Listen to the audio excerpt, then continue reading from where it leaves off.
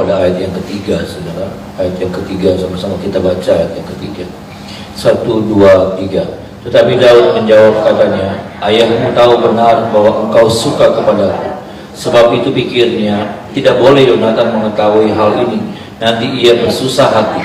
Namun demi Tuhan yang hidup dan demi hidupmu, hanya satu langkah jaraknya antara aku dan mu. Saudara, perkataan ini menjadi sebuah perkataan yang terkenal, saudara. Ada banyak perkataan-perkataan yang terkenal, saudara, yang punya makna bagus, ya saudara. John F. Kennedy pernah bilang, jangan tanya apa yang negara bisa lakukan untuk kamu, tetapi bertanyalah apa yang kamu bisa lakukan untuk negaramu.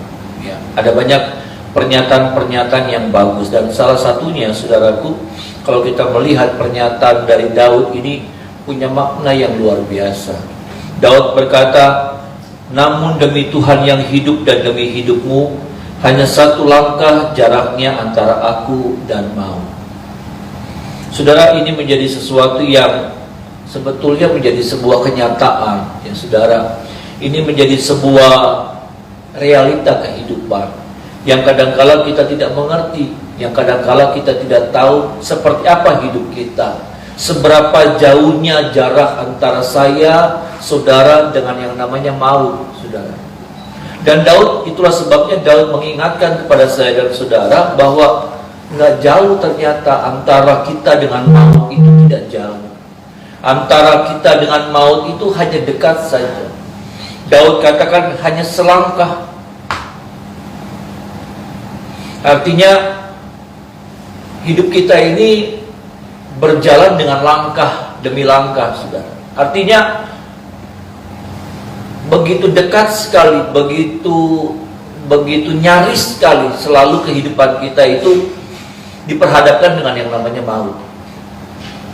Dan satu hal, saudaraku, yang kita sadar, yang kita harus ingat, bahwa kalau maut itu tidak datang dalam diri kita, karena Tuhan yang menuntut saya dan saudara. Ada amin, saudara? Tuhan yang menjaga hidup kita. Karena hanya selangkah, artinya apa, saudaraku? Maut itu bukan ada di sini dan kemudian ada di sana. Bukan. Tapi setiap langkah kita, saudara, setiap langkah kita, di situ ada maut sebetulnya. Tinggal bagaimana kalau kita sampai salah melangkah, ya kita kena sama maut.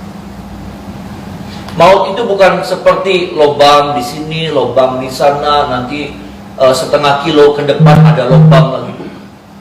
Maut itu ada di setiap langkah kita. Kita salah melangkah, ya maut. Itulah sebabnya, ya saudara, pelajaran yang selanjutnya yang kita dapatkan, berhati-hati dalam melangkah. Ada amin, saudara. Ya, berhati-hati dalam melangkah. Ya. Jangan sembrono dalam menjalani hidup ini. Jangan sembrono. Kenapa? Karena kalau kita menjalani hidup ini dengan sembrono, maka artinya apa? Kita nggak berawas-awas, kita nggak berhati-hati, dan kemungkinan jadi besar untuk apa? Untuk kita masuk ke dalam maut itu.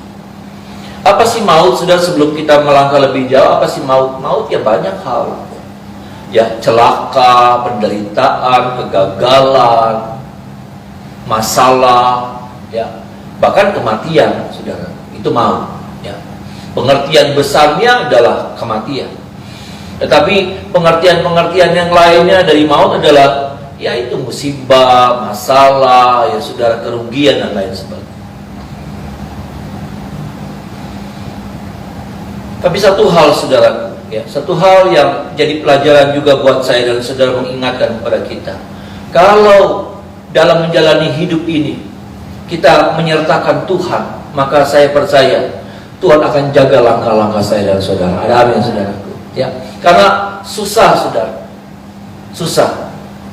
Saya cuma bilang begini, kalau kita aplikasikan dalam kehidupan sehari-hari nyata kita, berapa banyak sih, saudara, langkah yang kita lakukan? Banyak. Ya. Kalau saudara pakai yang jam yang buat pengukur langkah, ada ya, saudara. Ya. Kadang-kala berapa ratus langkah, minimal kita berapa ratus langkah, saudara. Ya. Kita melakukan perjalanan kita ini berapa ratus langkah, ada yang ribuan langkah. Ya, saudara. Jadi artinya begini, saudara.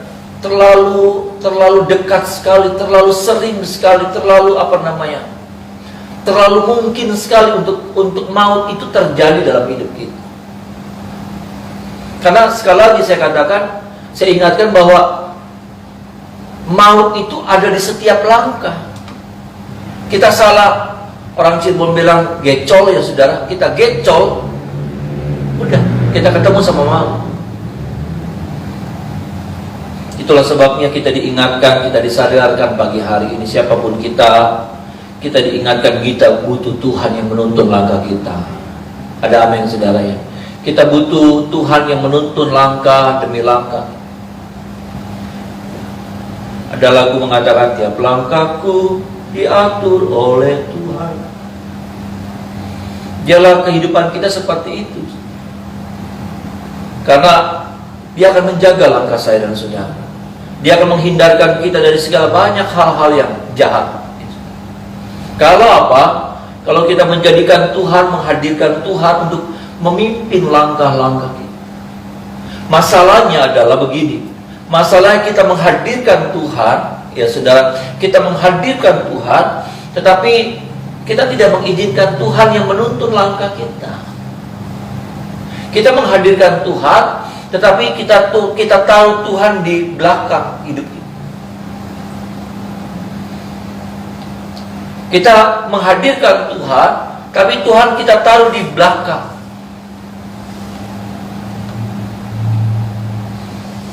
Kita nggak pernah jadikan Tuhan pemimpin hidup kita.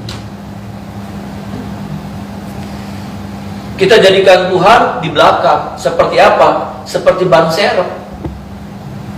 Yang dimana kalau kita sudah lagi keadaan susah, kita salah langkah, baru kita bangunkan Tuhan.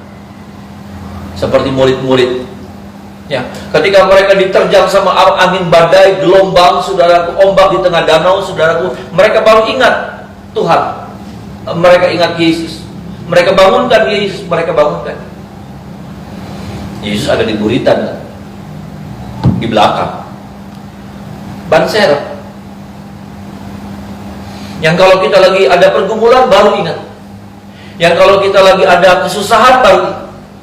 Tapi kita nggak pernah tuh saudara menghadirkan Tuhan, menaruh Tuhan jadi pemimpin dalam hidup kita, di mana Dia yang menuntun langkah kita.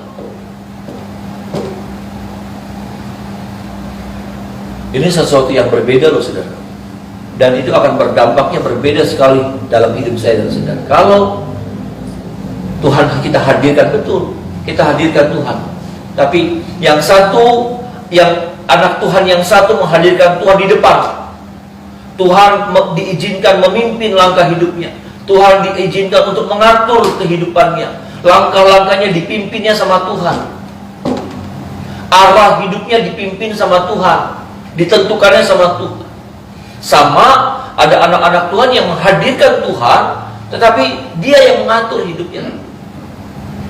Itu yang tadi saya katakan, menghadirkan Tuhan hanya menjadi sebuah ban serep, cadangan. Kalau ada apa-apa, baru Tuhan yang dihadirkan, baru Tuhan yang disuruh bergerak.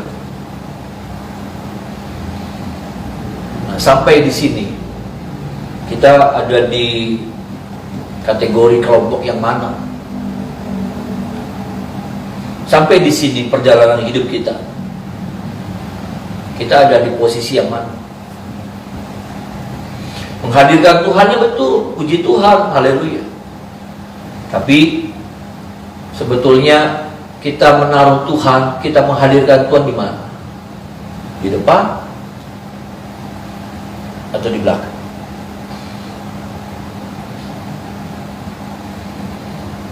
Dan beda sekali. Saul itu menghadirkan Tuhan, ya, tetapi di belakang. Kenapa? Karena semua yang terjadi adalah hasil dari keinginan. Semua yang dibuat adalah hasil dari sebuah ambisinya. Semua yang dilakukan adalah hasil dari pemikirannya. Waktu dia hajar Amalek, waktu dia tumpas Amalek, lalu kemudian dia berpikir,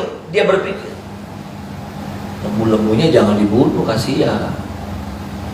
Lembu-lembunya jangan dihabisin, kasihan. Ketika Tuhan bilang lewat Samuel, saudaraku, basmi semuanya, habisin semuanya, ternak, domba semuanya, manusia, anak-anak, orang tua, laki, perempuan, habisi semuanya.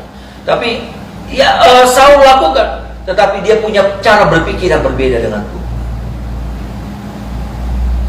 Kasihan, ya sayang. Ini saudara. Sekali lagi, sampai di sini, selama kita ikut Tuhan sudah bertahun-tahun lamanya, lalu kemudian kita diberikan sebuah pertanyaan besar, dan biarlah kita jawab itu dengan jujur. Biarlah kita jawab dengan jujur. Sampai di sini perjalanan hidup kita sebagai orang percaya, kita menghadirkan Tuhan di mana? Di depan, di belakang. Kita berjalan dengan segala cara berpikir kita. Bagusnya begini, bagusnya begitu. Kayaknya begini deh. Kayaknya tepat kalau saya lakukan ini.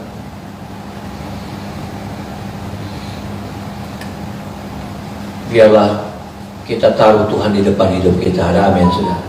Di mana setiap keinginan, setiap rencana, setiap rancangan-rancangan kita bawa dulu kepada Tuhan. Bukan cuma kita bawa, tetapi kita serahkan ke dalam tangan. Biar Tuhan yang atur yang terbaik buat saya. Karena kita percaya rancangan Tuhan bukan rancangan kecelakaan, tapi hari depan yang penuh dengan harapan. Ada amin, saudara. Tapi ini kan tidak mudah. Ini tidak mudah. Kalau saya mau bawa saudara dan saya harus tarik mundur dulu sebelum kita masuk dalam pengertian yang dalam seperti itu. Ya, sebelum kita bisa menjadi orang percaya yang berani menempatkan, karena ini sebuah pengertian, saudara. Ya. Kalau saudara mau menjadikan Tuhan sebagai pemimpin dalam hidup saudara, menaruh Tuhan di depan hidup saudara, mengatur langkah-langkah hidup saudara. Karena saya dan saudara tahu tadi, saudara, bahwa hidup kita ini hanya selangkah dengan maut. Hidup kita ini nggak jauh dari maut. Artinya tiap langkah kita ini punya risiko. Setiap langkah, satu langkah kita maju itu punya risiko. Punya risiko apa? Ya kena sama maut. Kalau kita mengerti tentang hal itu, dan kita mengerti bahwa kita harus hadirkan Tuhan dalam hidup kita. Tapi jadi pertanyaannya, di mana Tuhan hadirkan kita? Kita hadirkan Tuhan dalam hidup kita, di depan atau di belakang? Nah, kalau kita bicara tentang pengertian itu sudah, maka kita harus masuk, kita harus tarik mundur apa, saudara? Kepada bagaimana saya dan saudara mengenal Tuhan. Karena saya tidak percaya orang yang tidak mengenal Tuhan lalu mampu menjadikan Tuhan, mengizinkan Tuhan untuk hadir jadi pemimpin dalam hidup. Saya nggak yakin. Karena apa? Karena kalau kita menghadirkan Tuhan dalam hidup kita dengan konsep kita, maka waduh, kita akan kecewa, saudara. Mengapa, saudara? Karena kita punya konsep sendiri. Kalau saya hadirkan Tuhan jadi pemimpin saya, menuntun langkah-langkah saya, maka dia bawa saya ke rumput yang hijau, ke air yang tenang. Ya, saya akan dibawa pada pemandangan yang hebat, pengalaman-pengalaman yang luar biasa hebat, indah, mengagumkan. Konsep kita seperti itu, saudara, jujurnya, ya saudara. Dan akhirnya apa, saudara? Makanya saya katakan, kalau kita tidak mengenal Tuhan sangat dalam, maka kita akan jadi kecewa. Kenapa? Karena kita menghadirkan Tuhan jadi pemimpin dengan cara kita, dengan konsep kita. Dia membawa kita pada air yang tenang, pada kelimpahan, pada kemuliaan, pada keberkatan, pada kesuksesan. Tapi dalam kenyataannya, Daud sendiri yang bilang, Mazmur 23, dia kadang bawa aku ke lembah-lembah yang gelap.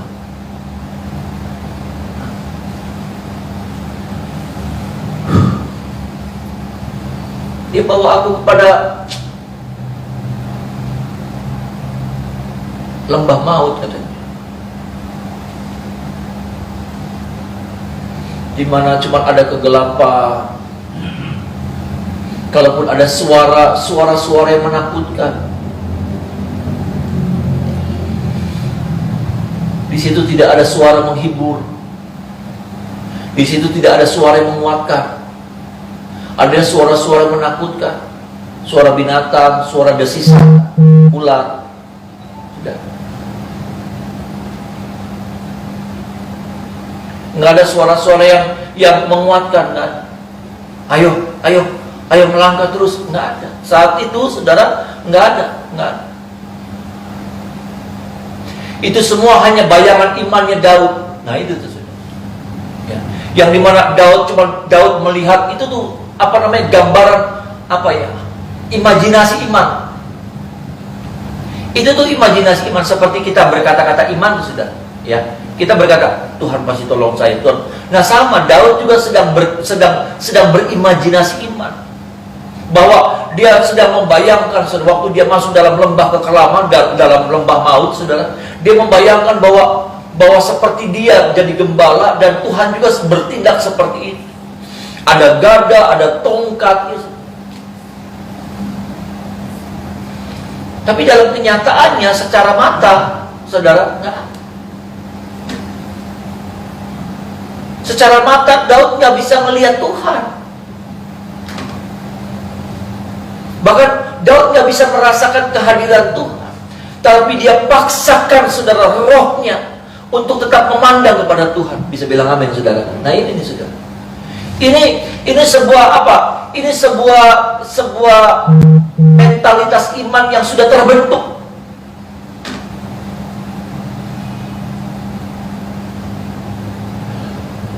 Nggak gampang.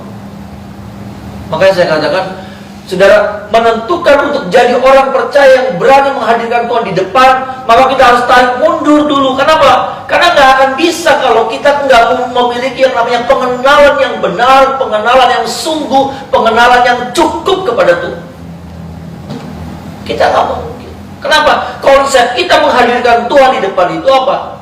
Yang tadi saya katakan, dibawa kita pada kelimpahan, pada rumput yang hijau, sampai pada waktu kita dibawa pada kesusahan, kita kaget.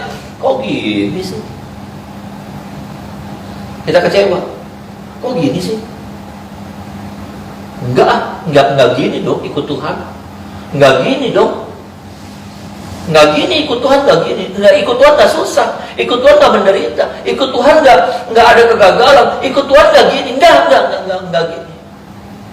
Akhirnya kita kecewa.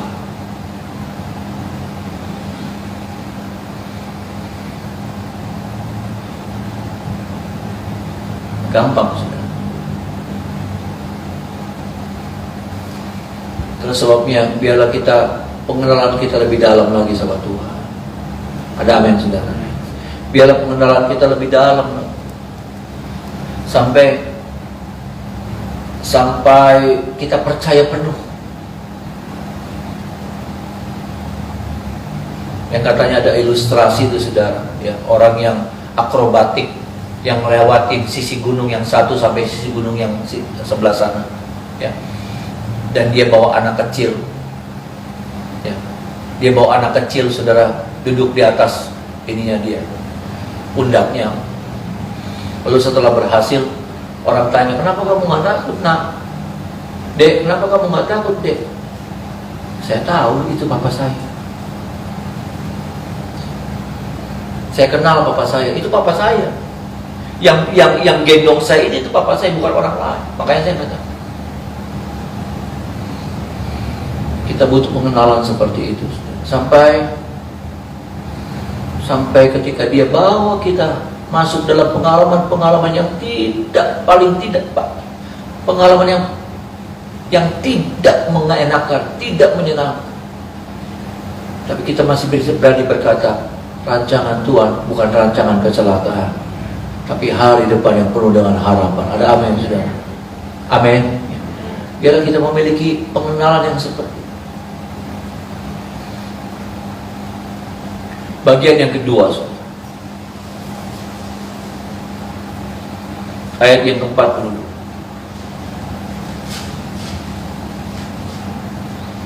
Sama-sama kita baca ayat 42. Sama-sama kita baca 1, 2, 3. Kemudian berkatalah Yonatan kepada Daud, "Pergilah dengan selamat. Bukankah kita berdua telah bersumpah demi nama Tuhan? Demikian, Tuhan akan ada di antara aku dan engkau, serta di antara keturunanku dan keturunanmu sampai selamanya." Setelah itu bangunlah Daud dan pergi, dan Yonatan pun pulang ke kota. Saudara, kita melihat di sini tentang apa ya, saudara? Tentang persahabatan. Ya, saudara, ada banyak kata yang menggambarkan hubungan, ya, persahabatan, pertemanan, kongsian, ya, teman bisnis, ya, saudara, suami istri, ya, banyak, saudara, ya, banyak nama yang dipakai untuk menyebut tentang sebuah hubungan. Suami istri, ya, pernikahan itu hubungan, ya, saudara, hubungan, ya, berjemaat, ya, saudara, penggembalaan itu juga hubungan sebetulnya, gembala dan jemaat, jemaat dan gembala. Kawan bisnis, ya, kongsi, ya, teman kongsi itu juga antara dua orang yang dijadikan satu, yang menjadi satu untuk mencapai satu hasil gitu, saudara. Ya, untuk mencapai sebuah keuntungan, itu kongsi, ya, saudara. Persahabatan, ya, persahabatan yang pertemanan, ya, pertemanan yang sangat dekat, ya, itulah persahabatan. Tapi yang saya mau sampaikan di sini, bagaimana semua itu nggak ada arti. Apakah itu pernikahan, suami istri, apakah itu kongsian, ya, dua orang yang sama-sama menanam modal untuk mencapai sebuah keuntungan, apakah itu persahabatan, dua orang yang saling kenal, tambah dekat. Semua itu nggak ada arti kalau apa? Kalau tidak ditambahkan sama satu hal. Ini nih, saudara, ini yang ada sama persahabatannya Daud sama Yonatan. Apa itu? Komitmen. Karena yang saya lihat yang mereka bangun, saudaraku, bukan cuma persahabatan, tapi komitmen. Kadang-kadang kita lupa membangun hal itu. Kita membangun rumah tangganya, kita membangun persahabatannya, kita membangun pertemanannya, kita membangun kongsiannya. Tapi apa? Kita membangun kerjasamanya, teamworknya, kita bangun, saudara.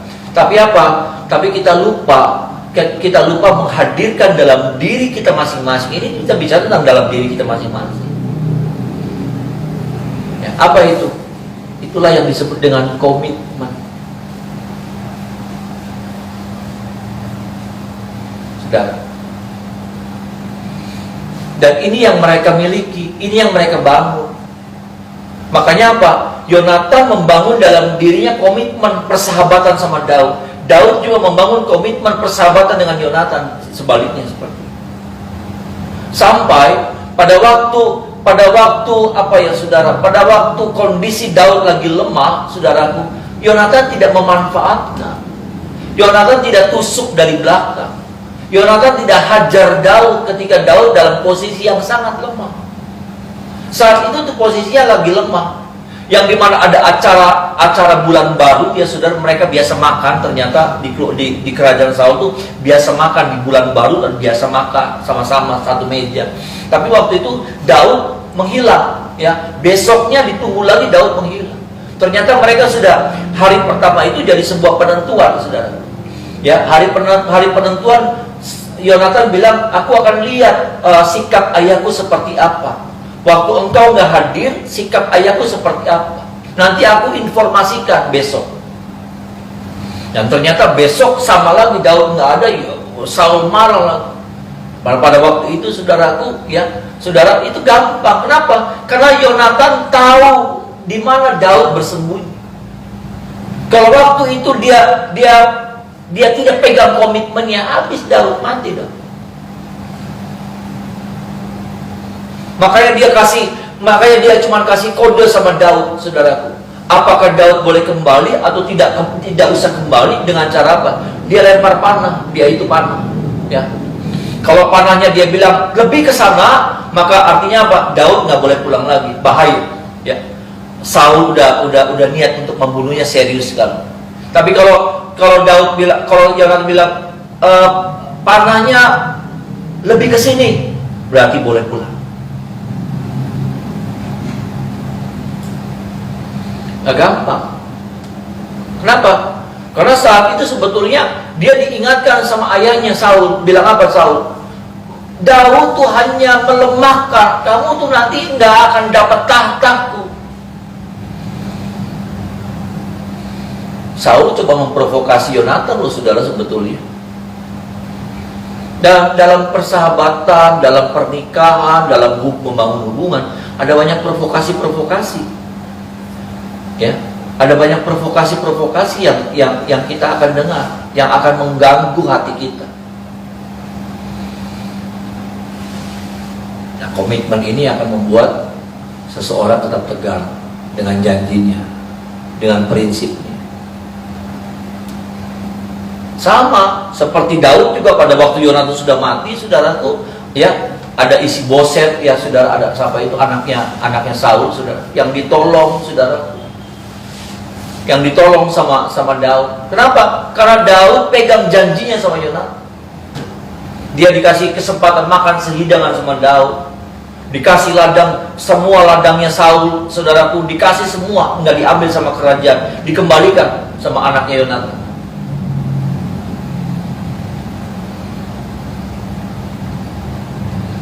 Dan komitmen mendatangkan kebaikan sebetulnya. Ya. Kalau sudah melihat, komitmen mendatangkan kebaikan. Kenapa? Karena komitmennya Yonatan mendatangkan kebaikan. Mungkin bukan buat Yonatan, tapi buat keturunannya Yonatan. Komitmennya Daud mendatangkan kebaikan. Buat siapa? Buat Daud sendiri. Komitmen tuh saudara, ya, komitmen kita, apalagi kita kalau kita komitmen sama Tuhan. Komitmen antara kita dengan kita saja, manusia, itu akan mendatangkan kebaikan. Belajarlah untuk membangun hal yang seperti itu. Kenapa? Karena di dalamnya saya percaya ada berkat Tuhan, saudaraku. Karena saya melihat seperti itu. Yonatan hidupnya memang nggak akhirnya mati, ya saudara, mati. Tapi anak keturunannya itu terpelihara baik. Daud pegang komitmen, hidupnya juga baik. Tapi itu yang jadi tantangannya. Ya saudara, hubungan kita, persahabatan atau apapun, bahkan komitmen kita akan diprovokasi seperti Saul memprovokasi Yonatan. Ya, Saul bilang, nanti kerajaanmu tidak akan kokoh, kamu akan lemah, kamu akan diambil kerajaanmu itu yang dari aku turun kepada kamu itu akan diambil sama Daud. Itu provokasi sudah. Kalau saat itu Yonatan nggak kuat pegang komitmennya, dia bilang sama papanya, Daud sebetulnya ada di sana.